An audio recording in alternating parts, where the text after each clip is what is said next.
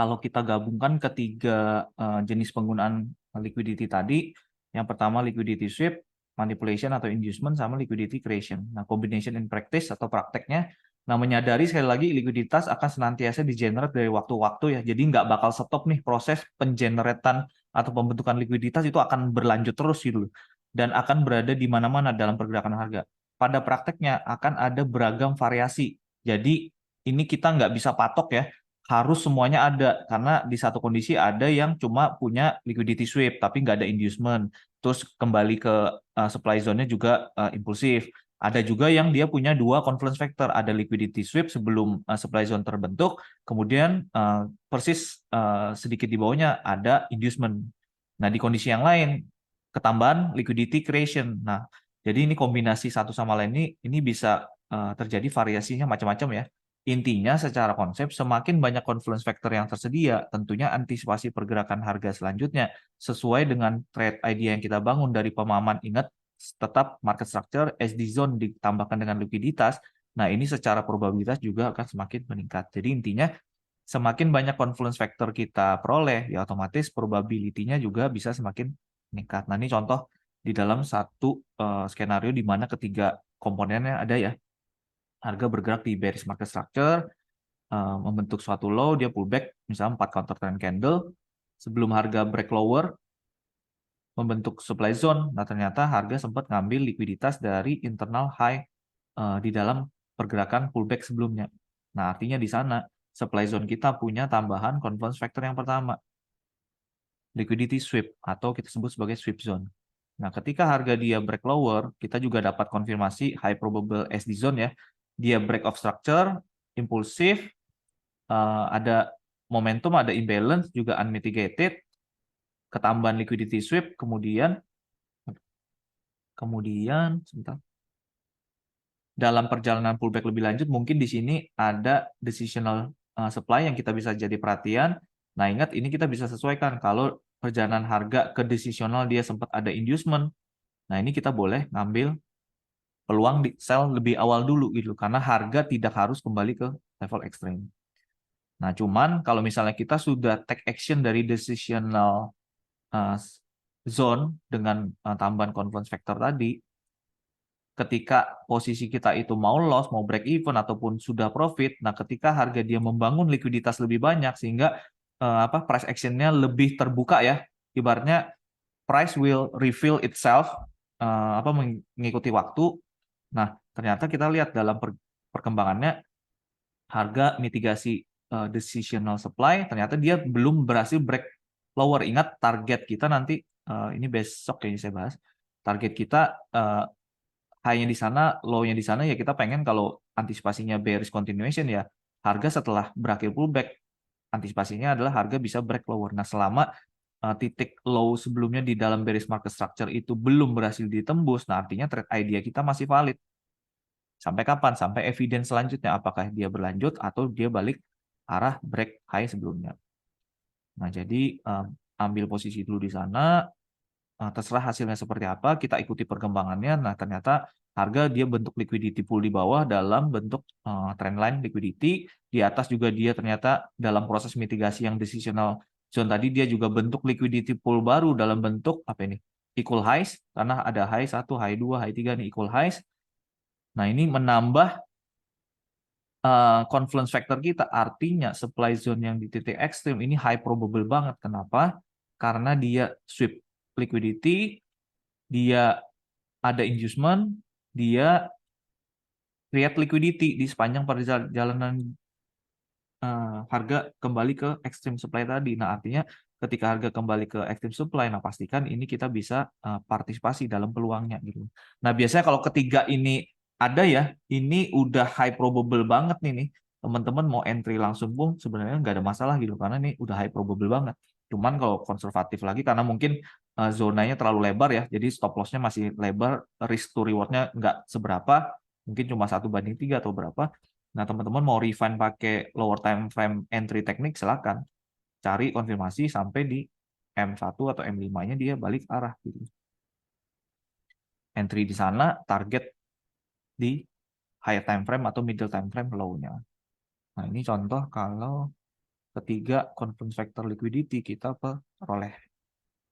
Nah, dalam bentuk skema. Nah, makanya semua informasi dan pemahaman teman-teman atas 3 konsep penggunaan likuiditas ini yang teman-teman dari sekarang terapkan terus nih. Nah, jadi tetap ini ya, pergunakan semua informasi yang tersedia di pasar, mulai dari market structure, SD zone, kita tambahkan dengan likuiditas, dalam kombinasinya dengan multi time frame analysis, dan confluence factor lainnya untuk membangun trade ID yang solid, baik untuk peluang pro trend ataupun counter trend. Nah, jadi teman-teman kalau sudah advance dari 3 kombinasi ini, market structure, SD zone, liquidity, tambahin dengan multi time frame analysis, tambahin dengan konsep premium versus discount, tambahin dengan konsep supply demand flip yang semuanya sudah dipelajari. Nah, ini nanti teman-teman bisa fleksibel banget nih. Cari peluangnya sesuai lokasi harga terkini dan di waktu teman-teman lagi available untuk lihat pasar gitu. Nah, jadi nggak perlu khawatir lagi, aduh nih harga di bearish market structure nih.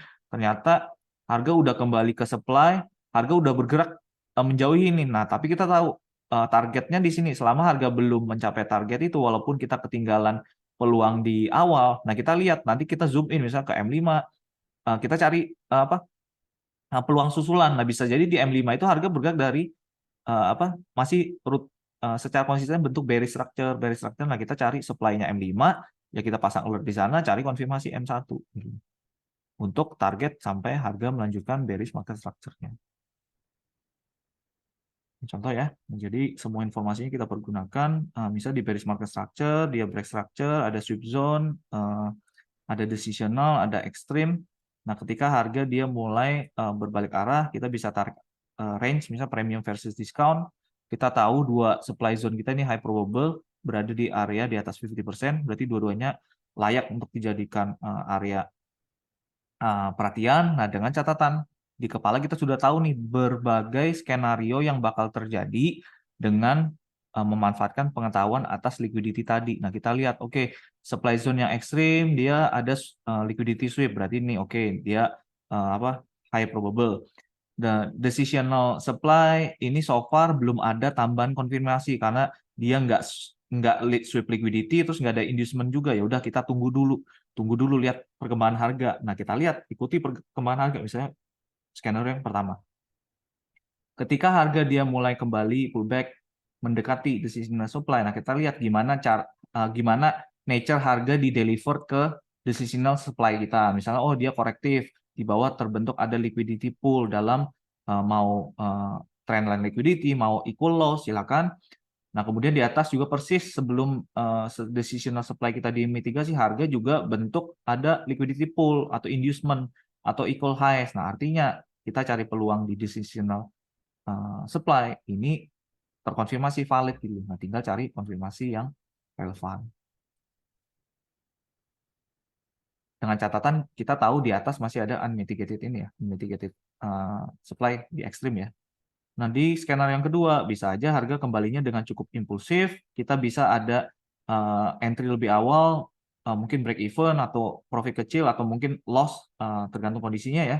Nah, tapi kita tahu ternyata harga membentuk liquidity pool baru sedikit di bawah extreme supply kita, dan di bawah terlihat ada trendline liquidity, ada equal loss juga di internal structure segala macam. Nah, artinya itu juga menambah informasi tambah, ada kemungkinan harga kalau kembali ke extreme supply kita, ini skenario-nya cukup high probable untuk harga mengambil semua likuiditas di atas, memitigasi semua sisa order di supply zone untuk kemudian menyikat atau menyapu bersih atau mengambil semua likuiditas yang dibangun di bawah.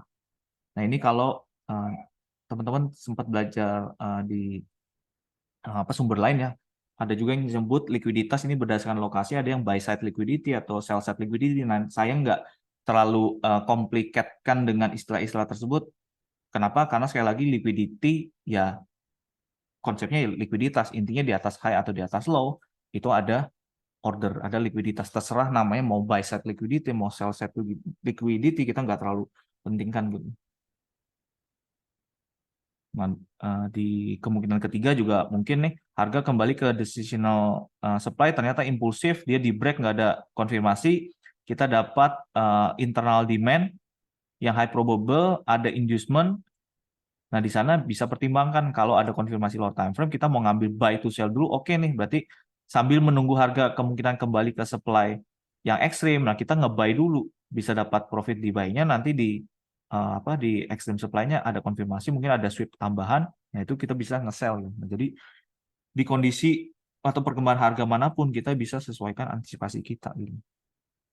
Atau yang keempat ya, harga kembali ke decisional supply di kondisi tertentu kita nggak dikasih trigger untuk entry karena di lower time frame dia cepat banget nih baliknya, tapi ternyata dia nge-sweep liquidity dari low, terus bentuk equal lows, ini awalnya equal lows ya, ternyata di atas membentuk trendline liquidity, kita tahu di atas masih ada unmitigated. Nah, ketika harga kembali ke sana, artinya kita dapat tambahan informasi lagi, oke, extreme supply ini masih valid nih untuk kita cari peluang sell. Di bawah juga ada tambahan liquidity creation lagi. Nah, jadi banyak ya. Jadi berbagai skenario ini yang teman-teman bisa latih terus di market analysis dengan mempertimbangkan pemahaman liquidity sebagai confluence factor, liquidity sweep, potential liquidity manipulation atau inducement, dan juga mengikuti perkembangan harga ketika kembali ke area-area perhatian. Kita bicara how price is delivered, atau ada nggak liquidity yang di-create yang bisa menjadi magnet harga untuk melanjutkan intensi dari trade idea yang kita sudah bangun. Kalau bearish berarti kita pengen di bawah harga ini bisa membentuk banyak likuiditas. Artinya kalau harga kembali ke area perhatian, nanti dia lanjutnya ini bisa tajam banget gitu, bisa jeder gitu. Karena di bawah kita ada konfirmasi liquidity dibentuk cukup banyak di bawah. Sampai sini ya. Jadi dari liquidity kita mulai dari konsep, definisi, terus ketiga cara penggunaan dari liquidity sweep, manipulation atau inducement, dan juga liquidity creation atau kita bicara price delivery. Nah, sebelum saya tutup, silakan ada pertanyaan mungkin 5-10 menit. Nah, mudah-mudahan nanti kalau besok udah walkthrough teman-teman ketika forecast, analisa, rencanakan tradingnya, ataupun waktu pelajari forecast case tadi atau trade recap yang saya share, nanti sudah bisa lebih ini ya, lebih melihat, oh ternyata tambahan confluence factor liquidity di lokasi yang mana ini bisa meningkatkan probabilitas bahwa skenario tersebut bisa berjalan dengan baik gitu. Ada yang mau nanya? Oh, masih belum sih. Ya, masalah sih, ya nggak ada masalah sih dulu. Cuman kadang itu yang kamu bahas sekarang ini, ya, ya ini yang sering dipertanyakan waktu trading beneran kan Hmm. ini. Oh, taruh posisinya di mana yang paling bagus tuh, bakal sampai apa enggak, apa Hmm. gimana gitu. Hmm.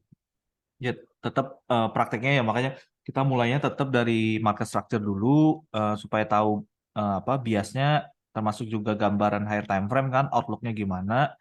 Nah, terus baru tentukan area perhatian kita, SD zone-nya di mana. Nah, yang paling sering jadi pertanyaan itu kan kadang di suatu structure, aduh SD zone-nya kok lebih dari satu. Nah, pertanyaannya sekarang gimana cara filternya gitu. Apakah semuanya ketika harga Ah, kembali ke zone itu kita selalu ambil posisi? Enggak juga. Nah, makanya kita filter, bisa gunakan premium versus discount untuk pendekatan yang konservatif. Nah, bisa pergunakan ini confluence factor liquidity. Mungkin kita cuma fokus ke semua supply demand zone yang ada konfirmasi liquidity sweep atau yang ada inducement itu. Jadi ini bisa bantu buat ngefilter supaya trade idea kita bisa lebih berkualitas gitu.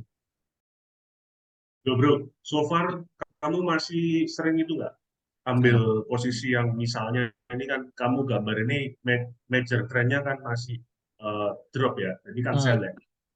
Terus waktu dia ada counter trend maksudnya. mau counter trend itu masih ambil nggak saat ini? Masih, masih. Oh, masih ya.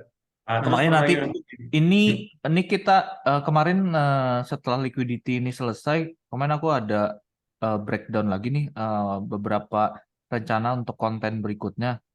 Nah, nanti juga Hmm. kayaknya sih udah aku planning juga supaya bantu teman-teman bisa lebih objektif lagi, lebih terstruktur lagi waktu cari peluangnya. Nah, nanti yang kita susun nanti ada strategi spesifiknya. Jadi, nah itu strateginya nanti kita bagi 4 ya. Ada Ya, strategi yang termasuk di H4 continuation, ada yang H4 pullback. Nah, ada juga yang buy to sell sama sell to buy. Nah, ini yang mungkin kamu tanya, Rick. Jadi, buy to sell sama sell to buy sambil kita menunggu misalnya harga kembali ke area perhatian ini ya.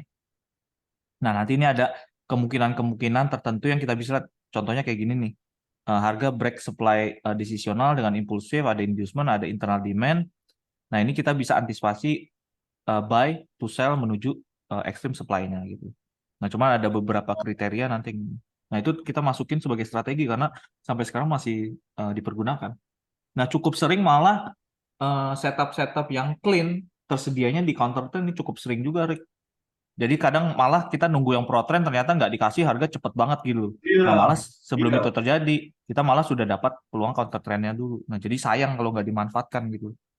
Tapi ini Ri, yang jadi masalah ya waktu mau kontak itu aku sering banget itu kena SL. Itu Yang mana? Counter trend. maksudku ya caramu filter itu untuk meminimalisir. Jadi untuk mayoritas benar lah. Itu gimana itu? Apa besok kamu bahas itu? Itu nanti kalau detail itu nanti di apa strategi Rick, sama entry type. Cuma besok kita waktu walkthrough ada contoh-contoh yang bisa langsung dilihat kan. Nah, itu nanti bisa aja sih di-share dikit-dikit. Cuman nanti memang perbedaannya kalau misalnya kita bisa pro trend atau counter trend ini kan berarti yang buy to sell atau sell to buy ya. Nah, terlepas dari nanti ada 4 entry model yang sudah di breakdown, di-share nanti di bagian entry type. Nah, itu nanti di bagian strategi juga kita ada beberapa kriteria, misalnya untuk membantu memberikan konfirmasi tambahan, misal ya, kalau dia bearish market structure, harga kembali ke supply. Nah, nanti kita cukup menunggu kalau misalnya lower time frame ada bearish shift, ya udah itu langsung ambil posisi gitu. Tapi kalau misalnya kita ngambil peluang buy to sell atau counter trend misalnya nih ketika harga belok di sini ya. Nah, kita lihat dulu kalau misalnya dia memang bereaksi dari unmitigated demand zone di masa lalu, baik itu M15 atau H4. Nah, kemudian dikonfirmasi dengan tetap kan kita nyari konfirmasi lower time frame ya, karena ini kan melawan arus nih. Nah, cuma di Iya. samping kita nunggu konfirmasi lower time frame tadi, kita nanti ada tambahan kriteria khusus untuk yang peluang counter trend buy to sell atau sell to buy. Kita lihat time frame-nya. Kalau ini terjadinya di M15, harga kembali ke M15 zone. Sebelum kita zoom in ke M1 atau M5, tunggu sampai kelihatan ada reaksi harga yang valid dulu di M15-nya. Jadi misal harga dia bearish, masuk ke unmitigated zone-nya M15, nah sampai kelihatan ada rejection candle yang meyakinkan seperti bullish engulfing atau bullish pin bar di M15-nya. Nah, baru kita zoom in ke M1. Oke, berarti di M15 ini sudah ada konfirmasi bahwa demand untuk peluang counter trend tadi ini ditahan nih. Kenapa? Karena ada reaction yang kelihatan di candlenya M15 gitu. Nah, ketika candle 15 itu misalnya tutupan bullish yang mengkonfirmasi bahwa demand zone itu bertahan, nah baru kita zoom in ke lower time frame untuk cari entry-nya di mana gitu.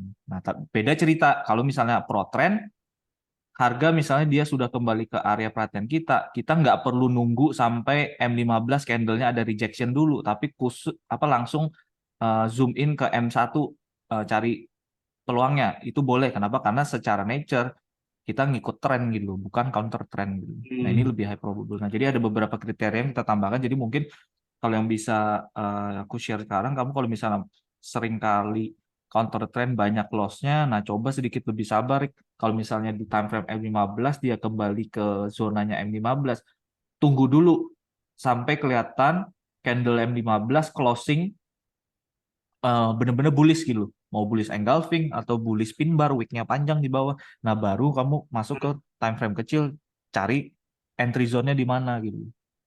Nah, itu buat lebih Iya. safe-nya. Nah, tapi dengan catatan jangan dipaksa ya. Kalau misalnya peluang counter trend itu dia terjadi bukan di unmitigated zone higher time frame ya jangan diambil juga gitu loh. Better nunggu dulu misalnya misal ya di bawah nih ada demand zone nih.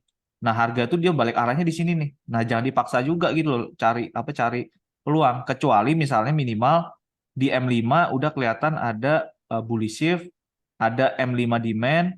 Nah, harga kembali ke M5 demand, kita cari lagi konfirmasi di M1. Kalau ada ya kita ambil gitu. Karena eh, apa walaupun harga nggak mitigasi demand zone higher time frame, nah harga sudah bentuk area perhatian baru di M5 yang kita bisa jadikan area perhatian minor untuk cari peluang lebih awal gitu. Nah, jadi banyak ini. Jadi bukan melulu counter trend tuh buta-butaan M1 kalau ada bullish langsung diambil disikat gitu aja. Wah, itu apa low probable tuh.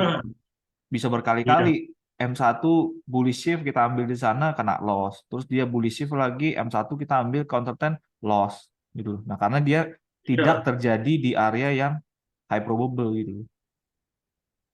Nah, Oh, jadi oke, kalau oke, kembali ke oke. pertanyaannya apakah tetap ada peluang counter trend, malah kita masukkan ke salah satu strategi yang kita gunakan secara rutin nanti. Oke, Yang lain oke, oke. pertanyaan? Pak Ari, Ya, Santi silakan.